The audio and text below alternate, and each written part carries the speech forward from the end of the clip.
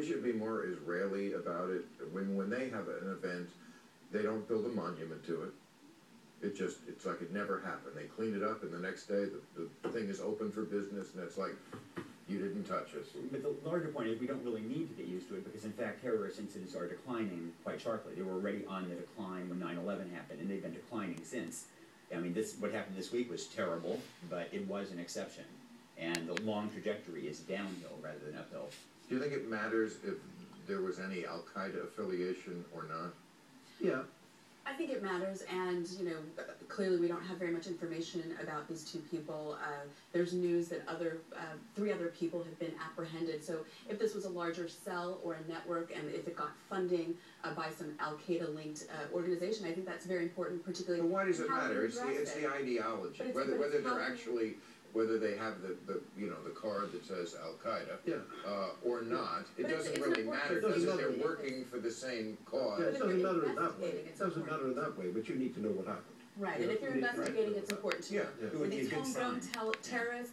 Was this something that was inspired by terrorists overseas? To simply to be able to go after these people, we need to know who they are. It would be a good sign if it were Al-Qaeda because this has been a much less ambitious attack than anything previously Al-Qaeda has done.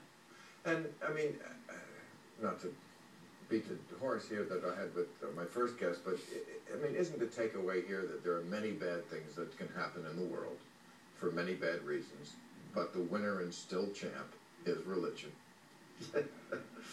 Well, I mean, that's hard to say. We just, suffered the Newtown tragedy, as you were discussing with the professor, and that was not inspired by religion so far as we know. We don't really understand it. But the question that I still have, and I think we all do, is to wrap your mind around the type of malcontent that would plot and plan and premeditate it, and as you pointed out, put a bomb behind a child. What is the psychology of such a deviant and devious human being that would do this? It's incomprehensible. Our society, is sort of an every man for himself society. I mean, rugged individualism, that's really the mantra America was founded on. Do you think it makes a difference that we're that kind of a society? Well, I think it makes a difference if you don't get anywhere in it.